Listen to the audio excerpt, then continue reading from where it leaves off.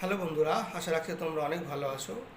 দেখো, আমাদের ভারতবর্ষের পণ্যের উপরে আমেরিকার সরকার অলরেডি 25% ট্যাক্স বসিয়ে দিয়েছে এবং আরও 25% ট্যাক্স বসানোর কথা বলেছে। সেটা হচ্ছে 27শে আগস্ট বুধবার থেকে। তাহলে টোটাল 50% ট্যাক্স আমাদের ভারতবর্ষের পণ্যের উপরে আমেরিকার সরকার ট্যাক্স বসাচ্ছে। এক্ষেত্রে আমাদের ভারতবর্ষের ব্যবসা বাণিজ্যের উপরে একটা বড় ধরনের তোমার আঘাত আসবে।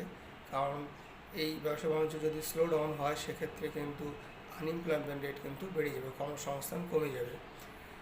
ইউক্রেন রাশিয়ার সঙ্গে যে যুদ্ধ চলছে, সেই যুদ্ধটাকে থামানোর জন্যই কিন্তু ডোনাল্ড ট্রাম্প এইসব সিদ্ধান্ত নিচ্ছে। কারণ এদিকে রাশিয়ার সঙ্গে আমাদের ভারতবর্ষ তেল কেনার জন্যই কিন্তু প্রতিশোধ স্বরূপ এই আরও ট্যাক্স 25% বসানোর সিদ্ধান্ত নিয়েছে।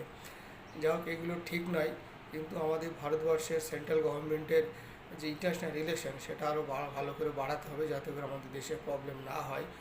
কারণ ব্যবসা বাণিজ্য ঘাটতি হওয়া মানে কিন্তু কর্মসংস্থান কমে যাওয়া, আর সেক্ষেত্রে আনএমপ্লয়মেন্ট রেট কিন্তু বেড়ে যাবে। সেটা দেশেরই প্রবলেম হবে। তো এই ভোট ব্যাঙ্কিংয়ের উপরে নজর না দিয়ে কিন্তু আরও ভালো করে এইসব ইন্টারন্যাশনাল বিজনেস রিলেশনশিপ, এইগুলো কিন্তু ভালো করে নজর দেওয়া দরকার, যাতে করে আমাদের অন্যান্য দেশের সঙ্গে রিলেশন ভালো থাকে এবং ব্যবসা বাণিজ্য ভালো চলে। হ্যাঁ, ইম্পোর্ট কম হয় এবং এক্সপোর্ট যাতে বেশি হয়, দেশের প্রোডাকশন যাতে বাড়ে, তাহলে কিন্তু কর্মসংস্থান বাড়বে। নাহলে কিন্তু কী হবে, আনএমপ্লয়মেন্ট বেড়ে যাবে। তো এইসব বিষয়গুলোর উপরেই কিন্তু আমাদের সেন্ট্রাল গভর্নমেন্টের ধ্যান দেওয়া উচিত।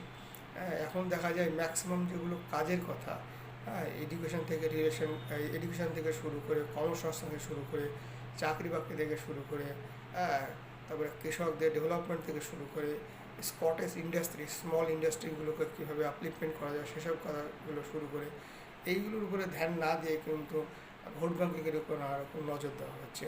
তো যাই হোক, এগুলো ঠিক নয়। সেন্ট্রাল গভর্নমেন্ট এগুলো উচিত ইন্টারন্যাশনাল রিলেশনশিপ আরও ভালো করে বাড়ানো, যাতে করে আমাদের দেশে প্রবলেম না হয়, প্রোডাকশন বাড়ে এবং যাতে এক্সপোর্ট করা যায় বাইরের দেশের সঙ্গে এবং কর্মসংস্থান বাড়ে।